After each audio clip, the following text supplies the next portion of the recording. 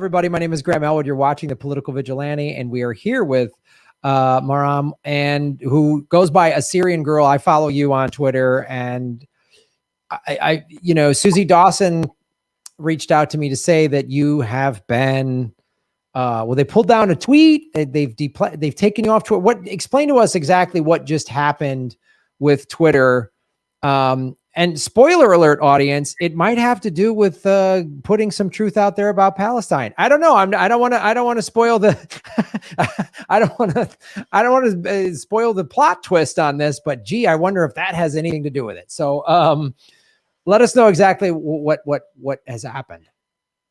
Sure. Well, first of all, I go by Syrian Girl. That's what I'm commonly known as. But weirdly, on Twitter, I'm Partisan Girl. And that was a very silly mistake on my part. But that's another story for another day. Okay. So essentially, I tweeted something which I didn't even think would be like outlandish to say or break the TOS or anything like that. Just that there is a genocide against Palestinians and that there's evidence for a genocide against Palestinians.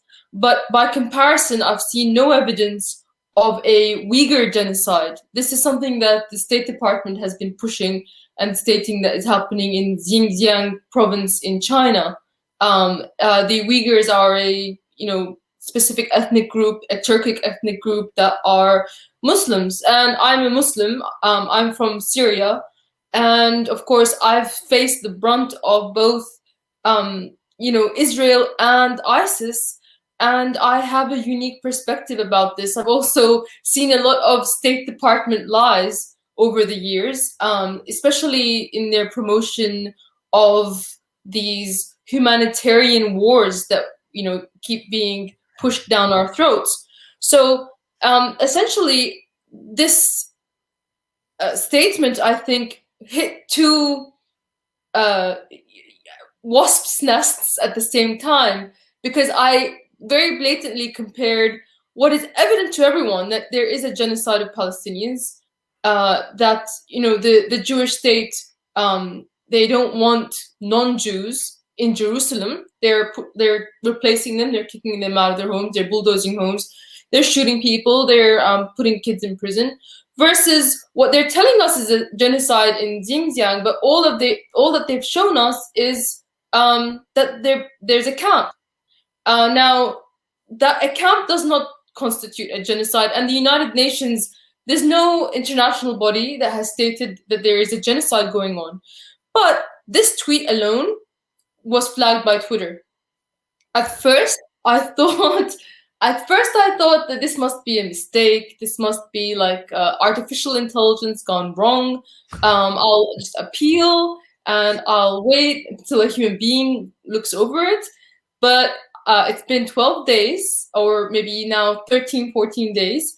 And I got an email from Twitter stating, even though technically the tweet is still under the appeals process, so I don't know if this is an automated response, but that the tweet is still considered breaching terms of conditions, and specifically their online harassment and bullying, because you cannot deny mass violence events. This is the new terms and conditions, apparently, that you cannot deny mass violence. So they're going to have to block a lot of pro-Israeli accounts then, because they who consistently say, oh, we're just reacting to the Palestinian bombs, like we're just defending, we have a right to defend ourselves. All those tweets, are they going to pull those down? I'd be curious to see if that happens. Exactly right. So you can deny a Palestinian genocide. That doesn't breach any TOS. Anyone on Twitter who even retracted their statement, like one of these actors in Hollywood, I forget his name, he has curly hair.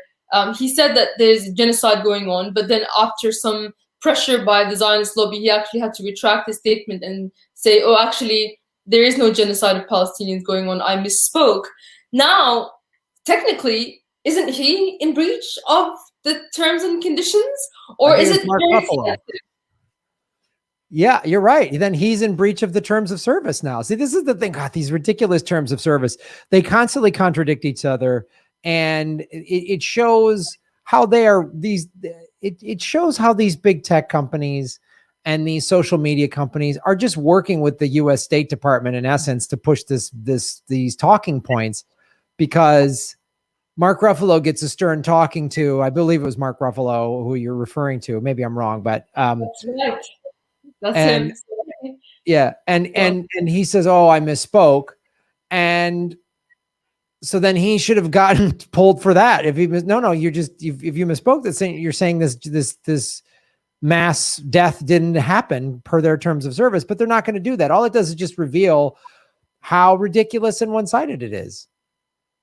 Exactly. And so I actually reached out to Twitter for comments stating, so are you saying that it is against your policy to state that there's no evidence for a Uyghur genocide, but it is not against your policy to state that there is no Palestinian genocide? And I haven't heard back. Oh, really? That's weird. They didn't give you a quick response to that one. They didn't write back and say, "Oh, No. we're sorry." No, not at all. I'm writing an op-ed at the moment, so their comment would be very, topical. But it's really interesting. This is a new phase of censorship, because whatever you think is happening in Xinjiang province, not even the State Department is claiming that there's been any actual violence committed against the people there. There's not been like a mass execution or anything like that. They're stating that they're putting some people in camps. That is what they are giving as evidence of a genocide. And so how comparing that to people being driven out of their homes en masse in Palestine, the juxtaposition is really jarring, and it just highlights how the propaganda by the State Department and the think tanks and these fake human rights groups like Amnesty International, which is, a lot of the CEOs of that are actually linked to the State Department. They're just there to, promote the next war. And now we're not even allowed to deny that. So imagine if this was the case 10 years ago when where people were lying about Syria. I would have been gone instantly. In fact, many people were. Well, yeah, those are excellent points, and another great example is so if the only evidence they have is they've put people in camps, well, then I guess there's a genocide in these ICE facilities at the border between the United States and Mexico. That's a very good point. Actually, you just reminded me that the Guantanamo Bay, they had Uyghurs there for 2 decades, actually. And someone's pointed that out, the United States kept Uyghurs in these Guantanamo Bay camp. Does that not constitute a genocide now? The thing is that, unfortunately, speaking as a Syrian, there was a element of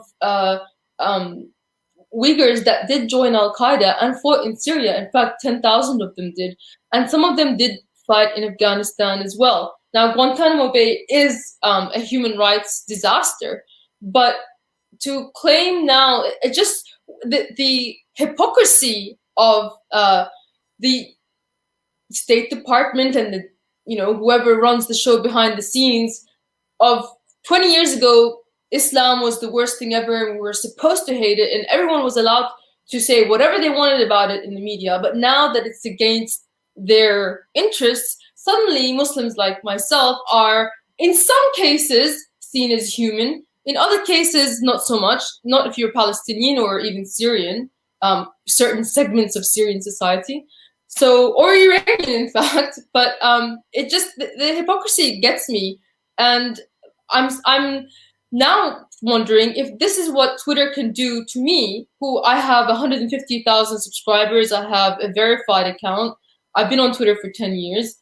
So a lot of people are just being disappeared for no reason, and they don't get to speak about it.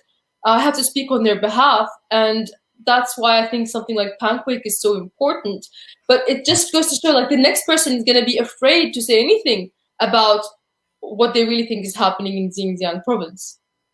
Yeah, that's what they've done. When they do these, just drop people or ban people or block people, they're really encouraging self-censorship is what they're doing. I mean, and on so many levels, it's the flat out censorship of just like pulling somebody like you down. But when like YouTube demonetized my show February 1st, I talked to some of my fellow like indie YouTubers and they were all worried and they were like, well, I'm not going to cover that, or I'm not going to put that in my title. And I'm like, you're self-censoring. I mean, I get it. You need to pay your bills. These are all people who like their YouTube channel is like their main source of income, but then you're self-censoring. I mean, that's why I'm doing this live stream on Rockfin, because YouTube, I don't think I could put a Syrian girl in the title in YouTube without they're just like pulling this feed, you know what I mean? Or just like pixelating your face out or whatever, or just putting like a Tostitos ad over it or whatever they're going to do. I've been monetized since 2014. So yeah. You're absolutely right. You're absolutely right in that department. Yeah. But yes. I want to say this too. It's like you say, you bring up another great point is, since 9/11 in America, oh, Muslims are evil, they're evil, they're evil. But now when the Chinese are supposedly putting them in camps, we're all outraged. Where was the outrage, at the 90% unintended targets of all of the bombs, mainly from Obama? Like, I mean, how many innocents has the United States military killed? I mean, the 85,000 dead children in Yemen. Where's the outrage? We're really supposed to be outraged about supposed camps in China? I mean, if they're doing that to Muslims in China, okay, great. But who the hell is the United States to, like, I always say this, United States is like a meth head with face tattoos telling someone, hey, you drink too much. Like, who the hell are we to judge anybody? We're the worst. That's right. If you want to talk genocide, let's look at the last 20 years. How many wars, how many nations destroyed, how many millions of people killed and left destitute. Shall we talk about that? No. So we have to talk about a prison camp. So the thing is that I think that the term genocide is deemed a dangerous one when referring to Palestinians, what's happening with them, because it actually has legal connotations at the United Nations. So the term ethnic cleansing, ironically, does not. Specifically, the term genocide can have repercussions at the UN Security Council. So this is why it's so important for the US to bring up these charges against China, because they have legal implications.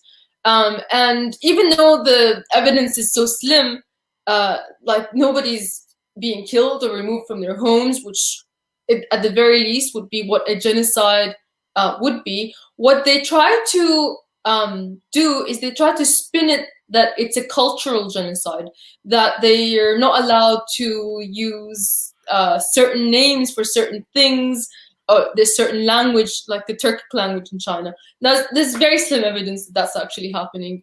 People in Xinjiang province are still speaking Turkic. So that is the new way of redefining genocide so that it can fit into the legal aspect of the United Nations. But if you want to redefine genocide as that, I'm all for it, because that is exactly what's happening to Palestinians, and that is exactly what's happening to Assyrians that are living under the Kurdish areas that are occupied by the US. Their, the names of their cities are being changed. They're not allowed, for example, in Palestine, they're not allowed to wave the Palestinian flag. They will come, all of the occupation Israeli soldiers will come down on them and arrest them if they so much as, pick up a Palestinian flag in Jerusalem. That's a fact. So their culture, they don't use the word Palestine. The Israelis don't. They use the word Arab. So that, by their new definition of genocide, is certainly a genocide. And by highlighting that, I think I have triggered not only perhaps, those who want to push for this new war with China, with this new humanitarian crisis, but also more specifically, likely the Zionist lobby. Yeah, which I mean, friends of mine. So. Yeah, so too, having dealt with the, big tech companies, you filed the appeal, which is just like clicking some button or something, and there's nobody reviewing it. I mean, it's just like, it's probably some robot or algorithm or whatever, or it's just, you're just caught up in some labyrinth of technology that is just arbitrary, or I don't know what it is, but it is like, I've done the appeal process with, and they said in March, they said, you within 30 to 60 days we'll give you an answer, and that was in March, and it's August now, and I haven't received anything. And that's just what they do, which I think is designed to just make you go away or give up. Yeah, to make you go away. Yeah. So was it Twitter that you were censored, or a different platform? It was YouTube. YouTube has demonetized me. I haven't been censored on Twitter, but YouTube has completely demonetized me. And they even got me. They gave me. Well, they pulled the video where I was just talking about how Bill Gates has denied making the COVID vaccine free for poor countries, and I was being very critical of that. And then I also showed direct ties that he has to Jeffrey Epstein, like a flight log, a photo, business that he's done with Epstein. And they pulled the video for, quote, medical misinformation. Nothing medical there. No. So when I was demonetized by YouTube, I actually emailed them and asked them, why am I demonetized? And they said, well, your content is deemed not ad worthy. And I said, can you be more specific? Can you tell me exactly how my content is not ad worthy so that I can change it? And I got a really bizarre response, and it's not automated in this case. I got a response that, wait a while, I'll tell you later. So I waited 6 months and I didn't hear anything. Like, just hang on a minute, I'll tell you later. So 6 months later, I emailed again, and I said, okay, I've been waiting, can you tell me now? And yeah, I've got the email if you want to see it. And they said, it's just not ad worthy. But, you can no longer reply to this email. So it's just bizarre. And this Twitter, the email I got from Twitter saying that, oh, we have a policy against denying mass violence, also then said, we really believe in people's rights to have their opinion, right after, almost like they're gaslighting you.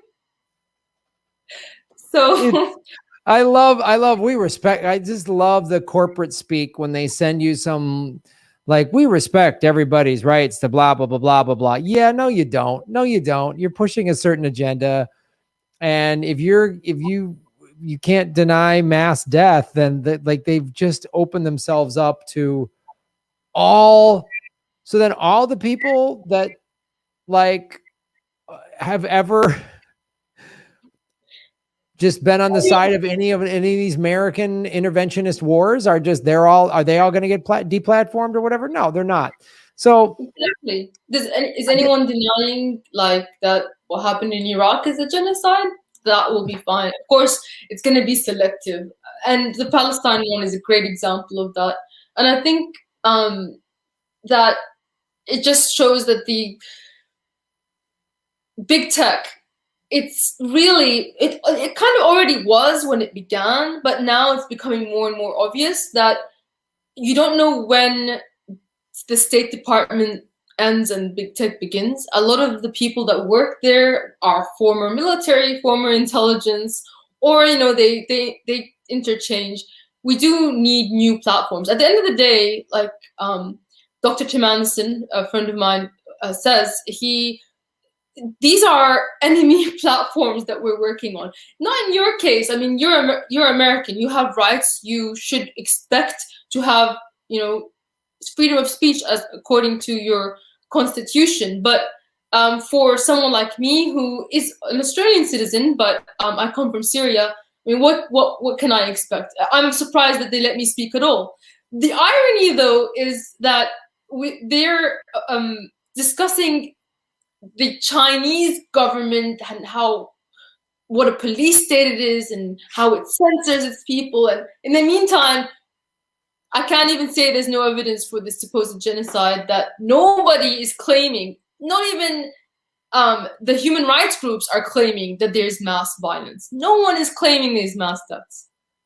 Yeah, the American government, I mean, we could spend an hour talking about America's private prison system.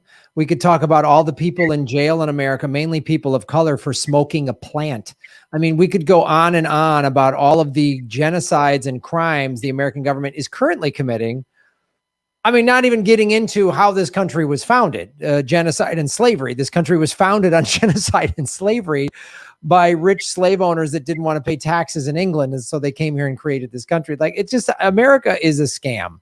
It's one big scam. It's like going to Las Vegas and you think it's all about fun, and it's really just to gamble and steal your money. Like, America is completely, this is what late stage capitalism in a crazy war-hungry empire looks like. I mean, there's been no empire.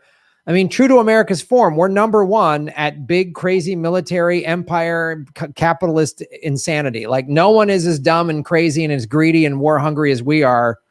USA number one. So I don't know how, other than like the platform we're on right now, Rockfin, but I agree with you. That's why I think Panquake is so critical. And what Susie Dawson and her team are coming up with is really a game changer, because this kind of stuff keeps what happened to you, what's happened to me, what happens on a daily, by, like you say, it's already been proven all of these ex-intelligence people and CIA, MI6 are all involved in these things. We know that from Google. Eric Schmidt has been working with the CIA hand in glove for the last 10 years because the intelligence community needs all this data collection. And they also, they can control this mainstream media. So the internet is the last place where there's like true freedom of speech and ideas and all of these things I've only learned about on social media or YouTube, or like, I didn't even know about Fred Hampton. And I grew up in Chicago. And so it's like, they have to control this because it's the last place where anybody can have any free speech, and also reveal all of the lies we've all been fed. The propaganda we're fed in America is insane. Every American has been so propagandized. It's so propagandized on so many levels. And that alone is a huge, web to untangle, just as an American, what you believe and what's right and what's wrong. We've all been fed so much nonsense. So I really hope that Panquake, that's why I'm a big supporter of it. But I wanted to ask you, so specifically now, the situation that you're in, you've applied for these appeals. You haven't had much, where are you at with it now? And what do you recommend people to do, or if anything? Great, that's a great question, because it's exactly what I wanted to say. So I have appealed. I got this weird email from Twitter support, but for some reason, I'm still in the appeals process. So the question of whether this actually breaks TOS is still up in the air. Now, I could have taken the easy road, which is to agree to delete the tweet and taken the loss, and which is 2 days of lockdown. But I wanted to take a stand, because if I just did that, then it's just gonna boil the frog, or move the boundary. I'm taking a stand that this is not a breach of the TOS, and I would like people to back me up and tweet at Twitter support saying that this is against freedom of speech, because if you can't even question whether or not there's evidence for a humanitarian crisis that is being declared to be a genocide, and you can't even question the fact that the very definition of a genocide is being altered to benefit what will be the next humanitarian war, I'm sure that they have plans to actually balkanize Xinjiang province and create some kind of a militia civil war there. That's the ultimate plan. I've seen it before in Syria. It's gonna be that. Then there's gonna be mass deaths when or if that happens. And we need to snip it before it even begins. We need to call them out, because how many times do we have to be lied to? We were told that Saddam had WMDs. Then we were told that Gaddafi is committing massacres. I can't even remember what the lie was with Gaddafi anymore. But imagine if at that time, if you said, there were some small people that were saying, no, this is not true. Imagine if even they were not allowed to speak. And that's the climate that we're in now. So I'm not deleting my tweet just yet. I'm making a stand, and it's been almost 2 weeks now, and I'm hoping, everyone will tweet Twitter support, or if anyone wants to interview me about this topic. It's near and dear to my heart, given what I've seen happen to my own country and to Iraq and, the entire region. And of course, I've been also censored by Twitter, and well, not Twitter so much, but I've been censored by Facebook in the past because I was declared a Russian bot once by the British government. Actually, it was Theresa May herself that announced that I was a robot. So that, it's targeted, I think, because I think there are other people who are making statements about Xinjiang so far, and they're gotten away with it, but I haven't. It's sort of selective where they apply it, but I don't think they should be able to get away with it. So if anyone can support me, I would really appreciate that. It's not really about me. If it was about me, I would delete the tweet and I'd get back on Twitter. But it's really about taking a stand, because they need to be a light must be shown, and they should be embarrassed about what they're doing. Yeah, thank you. That's great. And gets everybody in action, and everybody can speak out against this. And your Twitter handle is a partisan girl? At partisan girl. Yes. At partisan girl. Okay. So check that out, everybody. And everybody make us think on Twitter, and demand that she gets reinstated. I've seen that work. I've actually seen that work. Some people getting reinstated when enough people online make noise about it. So I really appreciate you taking the time to join us today, and hopefully we'll see you again soon, and hopefully we'll all be on Panquake. Yes, I can't wait for it to come out. Thank you so much for having me on. I really, really appreciate it. Very few people want to stick their neck out. I think it's a climate of fear, so doubly thank you for your bravery, and it's been a pleasure. It's been a great discussion. Hey, my pleasure. I appreciate it. So thanks for coming on the show. We'll see you soon. Bye. Bye-bye. Hey, everybody, it's Graham Elwood. We are going on the road, Ron Placone and I, in September and October. Check grahamelwood.com for tour dates, probably coming to a city near you. A lot of these shows have sold out in the past. We haven't been on the road in a year and a half because of the pandemic. Come out and join us. The post-pandemic comedy tour. Go to grahamelwood.com for tickets. New cities being announced every day. Join us and support what we do at patreon.com/Graham Elwood and rockfin.com/Graham Elwood. Blockchain cryptocurrency platform. Thank you. You're making Gotham great again.